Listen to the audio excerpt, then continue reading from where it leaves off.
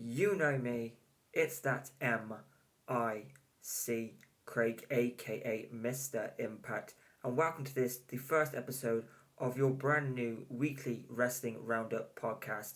This is episode 1 of Calling the Spots, your new weekly wrestling podcast where I go through everything that happened in the world of professional wrestling from TNA, WWE, and whatever else is happening, covering PLEs, weekly shows, big news, all that good stuff. As I said, this is the first official episode. Appreciate everyone who's tuning in and everyone who's shared the information so far. And uh, yeah, let's get into it. I'll start off as I promised on this week's HCW show Squared. Uh, it's a little bit of a Royal Rumble special, I guess you could call it. I'll cover the Royal Rumble anyway. Uh, so, yeah, basically let's just get into it and we'll see how good this goes, I guess. So, obviously, last Saturday, the 1st of February, was the Royal Rumble from Lucas Oil Fields in Indianapolis, Indiana. I hope I'm getting that right. It's a bit confusing sometimes. We had 4 matches all in all.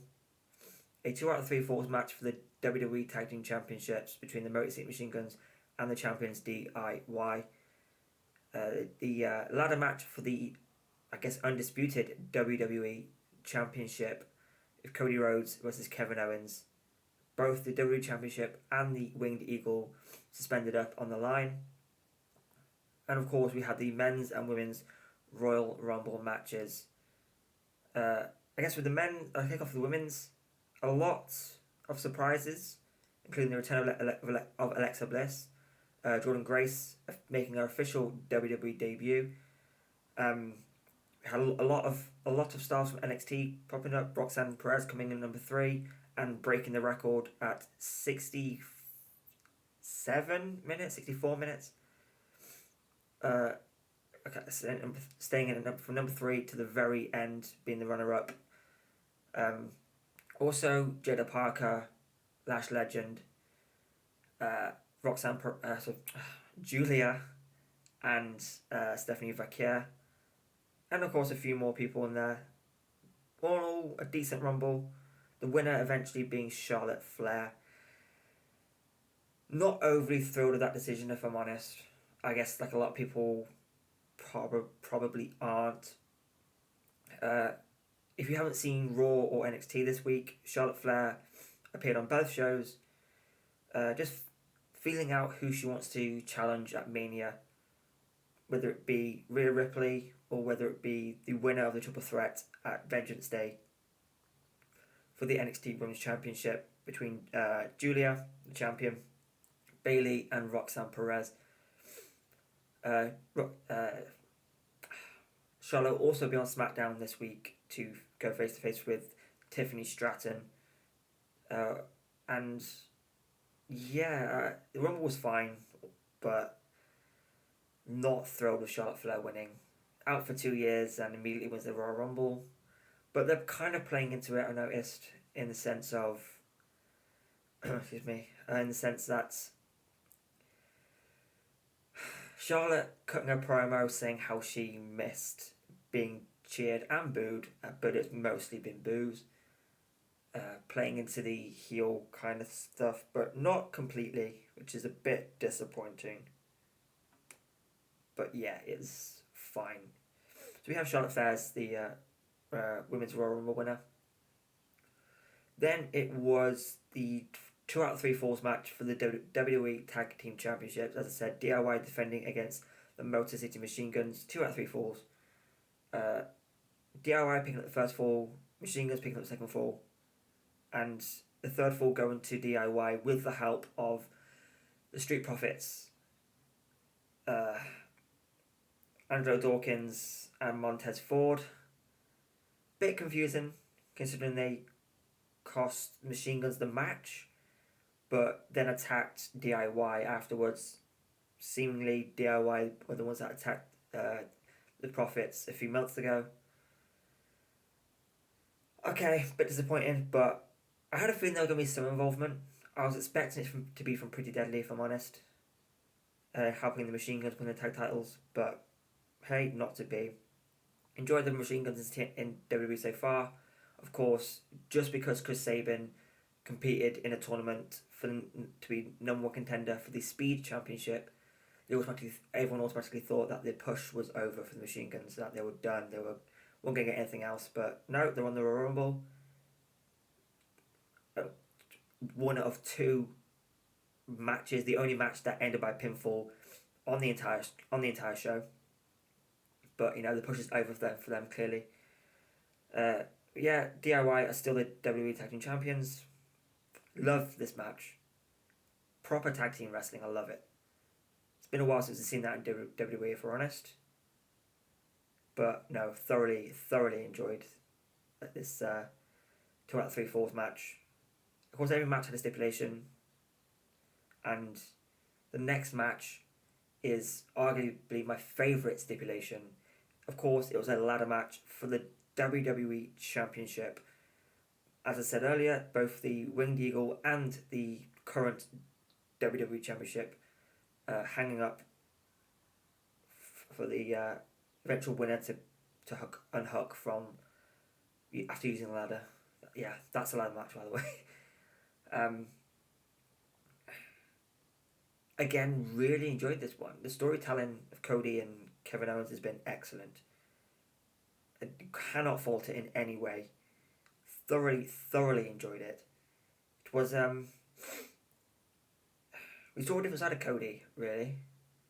It wasn't the typical quarterback of WWE. It was just Cody being pissed off, quite frankly. Of course, the finish basically came when uh, Cody hit the Alabama Slam while standing on the announce table through the ladder that was bridged between the ring and the announce table to Kevin Owens. Owens landing awkwardly. Sami Zayn came out to check on KO, wanted to stop anything bad happened to Kevin Owens. Didn't really get involved. It was stopped for most part by Nick Aldis and Kenny Dykstra and whoever else was at ringside during that spot, trying to tell Cody to leave it, but didn't. And then Cody went in, set ladder up, and pulled down both titles. Not unhooking in the big clip like they normally do, just actually pulling down both belts. Of course, the WWE Championship was a lot easier to unhook than the Winged Eagle because of the Velcro on the WWE Championship, which honestly, now I see it, I get why they're using Velcro for the championship, for the main roster championships, because yeah, the referee even struggled to put the buttons in. I mean, I've got 3 belts, and they're all on the buttons, and they're just a nightmare to hook up when you want to try and put it on. But everyone wants to feel like a champion, right? Now, Cody Rhodes, the eventual winner. Owens, brutal for Owens, brutal. Then we head to the men's Royal Rumble, which was the main event match of the night. And again, thoroughly enjoyed it. Rey Mysterio and Penta starting off number 1 and number 2, even though it's basically the same thing. Penta being eliminated, but no one, like everyone just turning a blind eye to that one. Because if you've seen it, Penta's feet clearly touched the floor, but as a collective, as a wrestling fan collective, we all chose to ignore it because we wanted to see Rey Mysterio and Penta have a little bit of time and go for it. Other surprises in that match was the return of AJ Styles. Again, looked like AJ was done. Not just the return of AJ, but return of his old theme music. All good for that. Again, people from NXT. Braun Breaker, ISO Speed.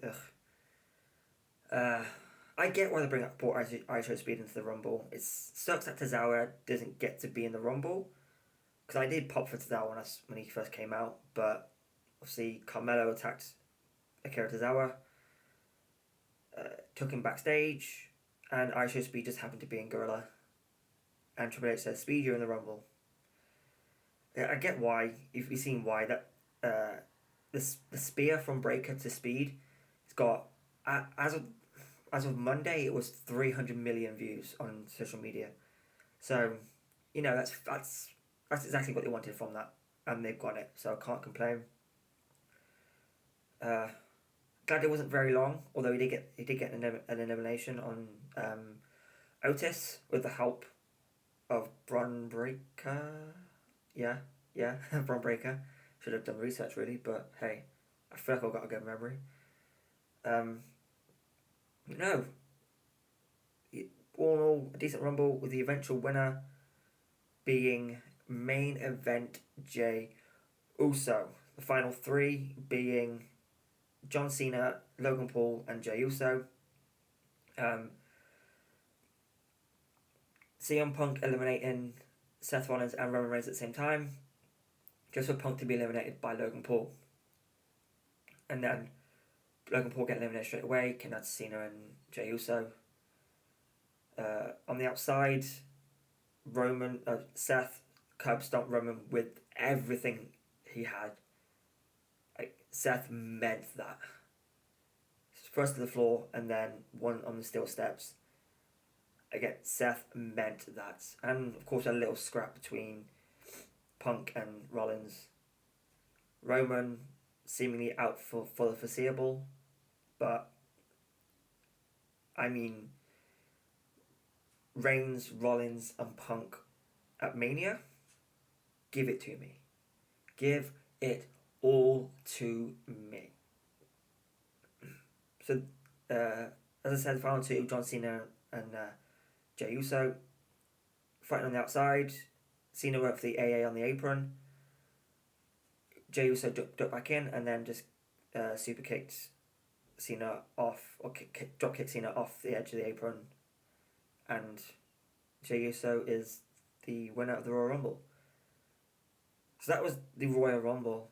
But I do want to talk about the reaction to Jey Uso winning the Royal Rumble.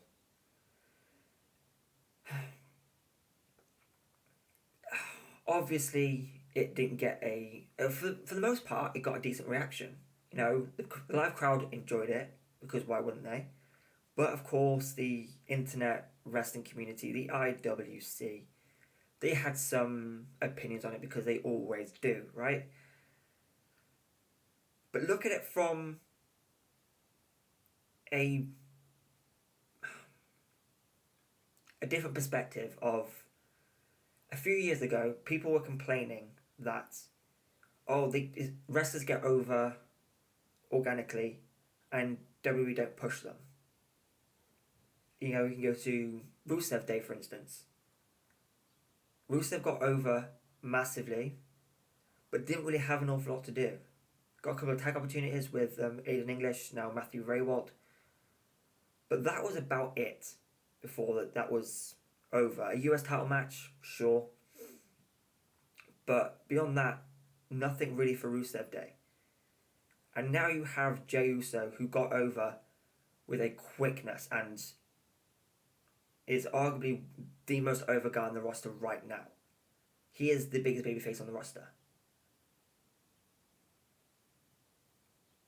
It's a good thing Jey Uso won it. It really is. You go back to Raw this past Monday. Jey Uso opened the show. Everyone yeeting. Everyone. He got in the ring and people were chanting for one more time. And they replayed Jey's music so everyone can yeet again. Tell me this man's not over without telling me this man's over. It was unlike anything I've ever seen before. And then, of course, you have people saying, we can't cut a promo. Sometimes you just have to get invested in the raw emotion of what is happening in front of you. Jey Uso didn't know what to say. A literal tear in his eye. But all everyone's focused on is or he can't cut a promo. People get really pissed off when they say wrestling's fake. Well, that was about as real as a moment you could get. The man came out, everyone doing his thing, everyone. Then to get in the ring, and people actually they cut the music, but people want more. They want it again, and he listens. We get it one more time. Then he says he doesn't know what to say. When he does think of words, there's a tear forming and a tear falling from his eye. That was real. You can say, oh, he's not going to have a good match. You can say he can't cut a promo. But we don't know what Jey Uso is capable of. Because he's still the most over person on the roster. He understands the assignment and delivers every single week.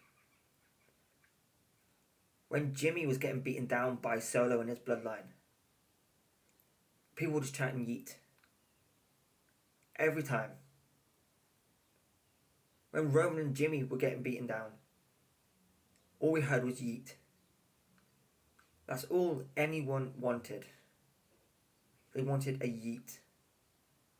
They wanted main event Jey Uso.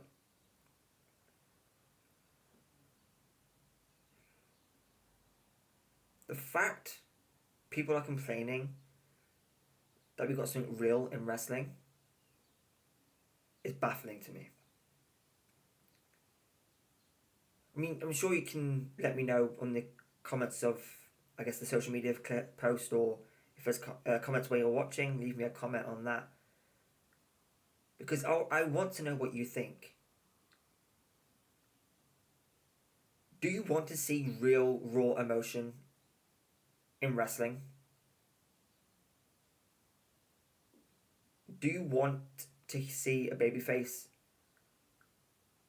have just be overwhelmed with the emotion of being the... Jey Uso is the 4th member of his family to ever win a Royal Rumble. Yokozuna, The Rock, Roman Reigns, and now Jey Uso. That is massive. You look at those 3 people before Jey. How successful they were. How over they were. I'm not saying Jey Uso is going to get to the levels of Roman Reigns or The Rock. But let's give him a chance. He's already over. And that's day 1 of wrestling. One rule. First rule, day 1-ish. Get over. And Jey Uso has done that. He's done that. So the fact people are complaining is... Just remember that Twitter is not a real place. Please remember that. And all that matters is the reaction in the arena. You don't have to like Jey Uso. Now, I'm sure there's plenty of wrestlers that you like that I don't like. But don't say it's a bad thing before it's even happened. Wrestling is special. In that, especially when it comes to Royal Rumble, it's supposed to be a match where anyone can win. You don't have to pin someone. All you have to do is be able to throw them over the top rope with both feet touching the floor. That's it. And Jey Uso can do that, and he has done it. So just give it time. Let's see where this Rumble goes. It's probably, it is probably going to end up with Jey Uso versus Gunther. But the fact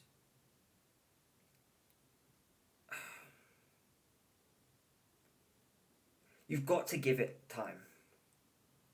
It's it's been less than a week. Of course, if you listen to this on Saturday, then it has been a week. But just wait and see what happens with it, because this could be very, very special, or it could be utter shit.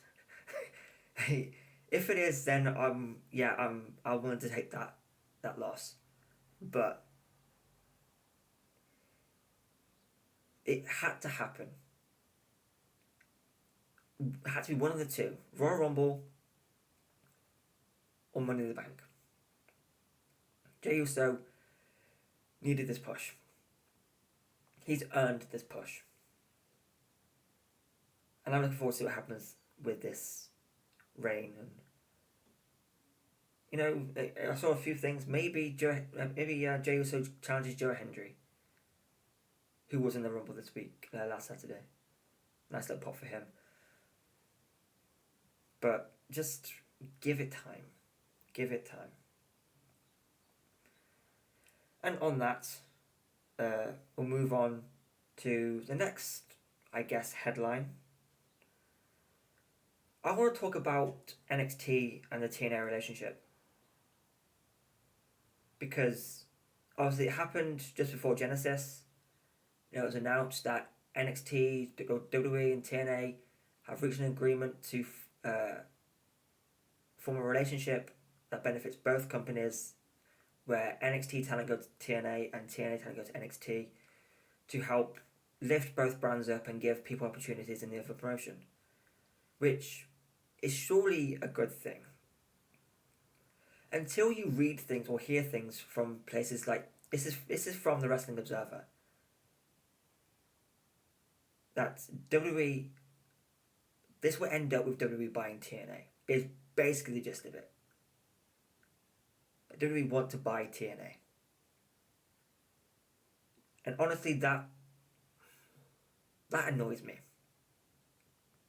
Because we've been hearing it for years, but it still annoys me. Every time TNA change management, oh, they're going to sell to WWE. WWE will buy TNA now.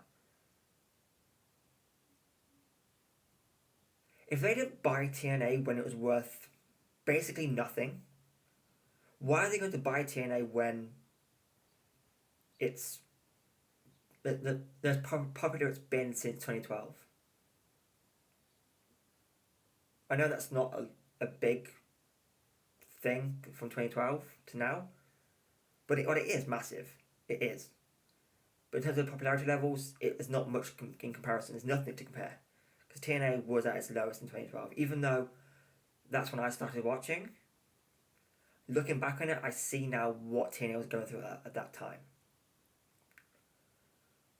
But don't just assume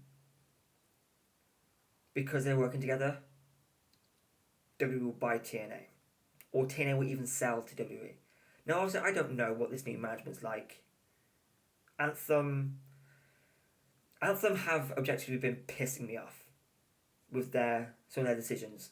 Firing Scott D'Amore, releasing a lot of people from their contracts because they deemed that Scott D'Amore put them on too high of a contract and was paying them too much, more than they were worth in their eyes. Which resulted in, I'm guessing you also GCW PCO smashing the digital media title, even though we know now it was a replica because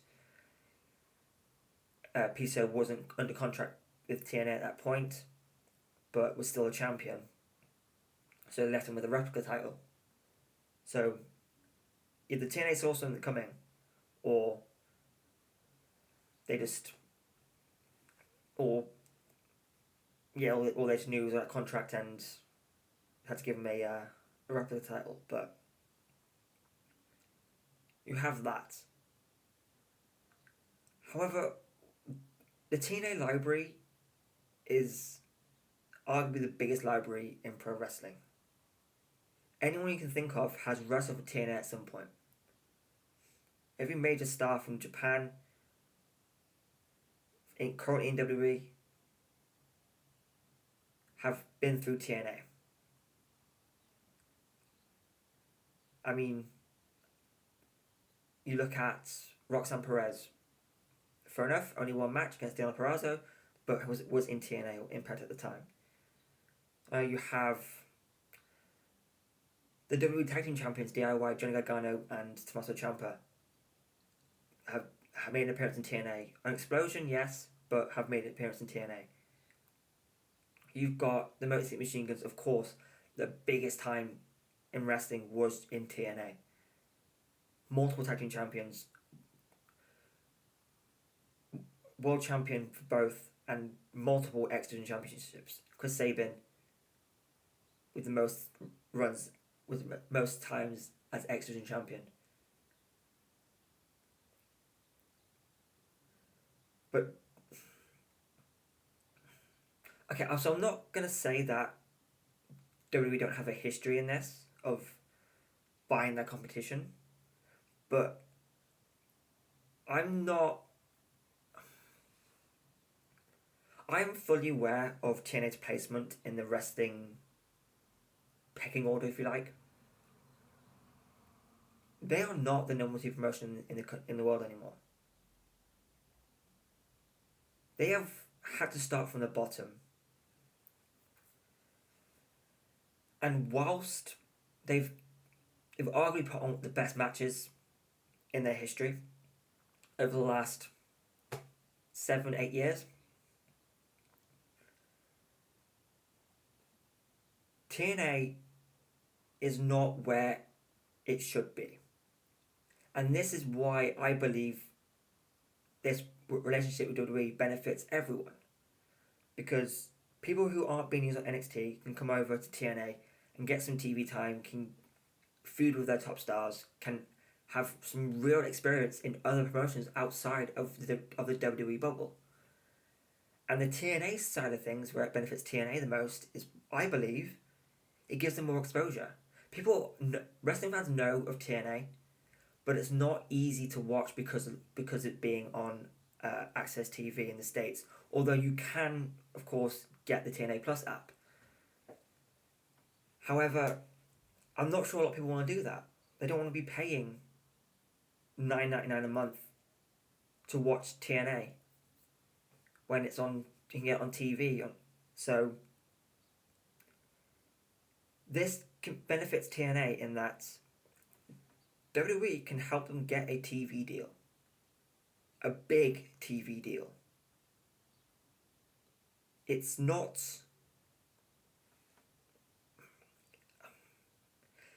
TNA, I think they have to understand where they are, and they do understand where they are. It's more to do with the fact that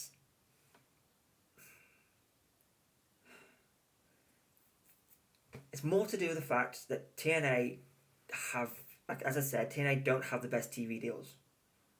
And there isn't a TV deal in the UK for them, unless you count, I don't know, they're on some channel where they show classic moments from TNA. But that's all you get. And if you can even find the channel on Sky or Freeview, I don't even know. But this is where it benefits TNA. It's massive exposure to what TNA have been doing for the last 10 years. It massively benefits them. Because let's face it, WWE is one of the biggest brands in the world and the biggest wrestling brand in the world. You can go to anywhere in the world and show a random person on the street the WWE logo and they'll know exactly what it is. It's up there with Coca-Cola, Manchester United. It is a massive brand. And yes, you can talk about anything and everything. But the fact is, TNA knows their placement in wrestling until they can build themselves back up, which they have been doing a great job of. Scott D'Amore led the charge for a while and was the biggest part of TNA for the longest time. Although, Anthem for some reason didn't want to sell to Scott, I don't know the details. Anthem have also done a good job. Recently. Not so recently. I don't know who's in charge, but they've got wrestling brains behind the scenes. I mean, you've got Tommy Dreamer, who knows wrestling inside and out. Tommy Dreamer was a big part of the deal between WWE and TNA. He was there. If you saw him busted open, Tommy saying that it was in WWE headquarters in WWE headquarters in Connecticut. There we go, Connecticut. There we go. So apologies for your screaming at your phone, or I'm still trying to think of the name of the state or city, state. Again, apologies. Not geography is not my strong point. But at WWE headquarters was Tommy Dreamer with Triple H, Shawn Michaels, and The Rock. That is a big deal that The Rock wanted to be a part of these conversations with the deal for TNA and WWE. That is a big deal. So, just whatever's happening in wrestling, wait, give it a chance. That's all we have to do as wrestling fans. I know this current crop of social media and wrestling and all that stuff. People want instant gratification. They want the end result straight away.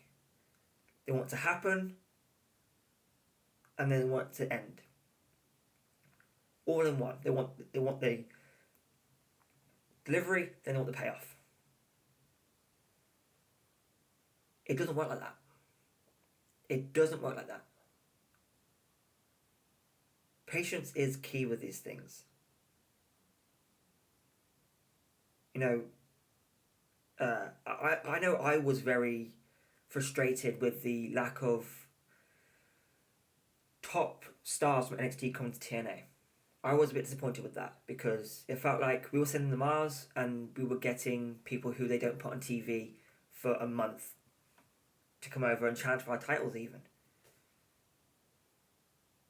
But after our Genesis, of course, we've got Cora Jade.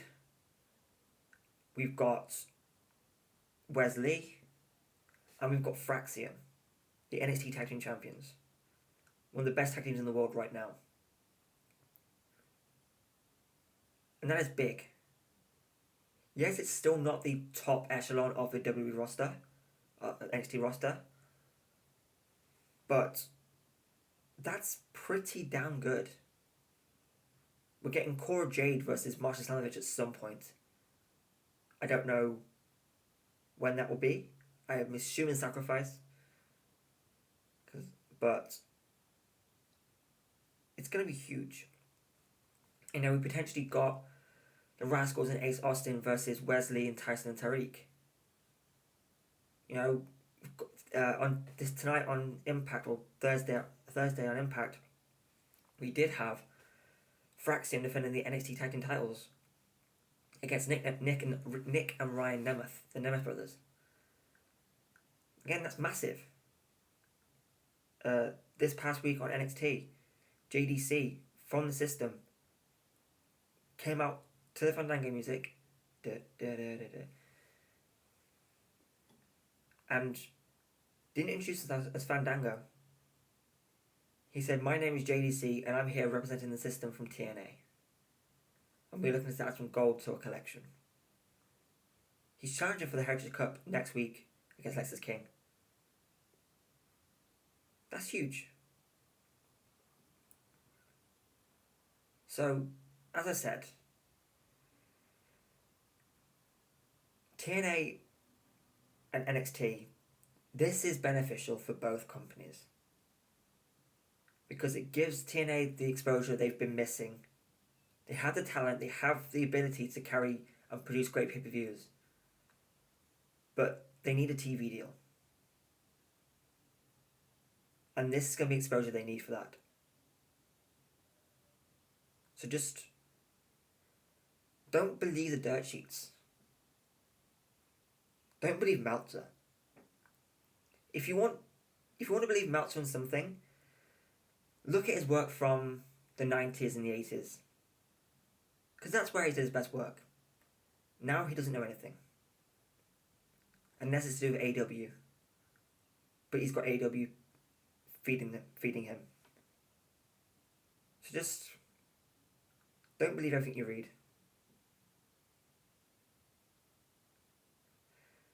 But I guess, yeah,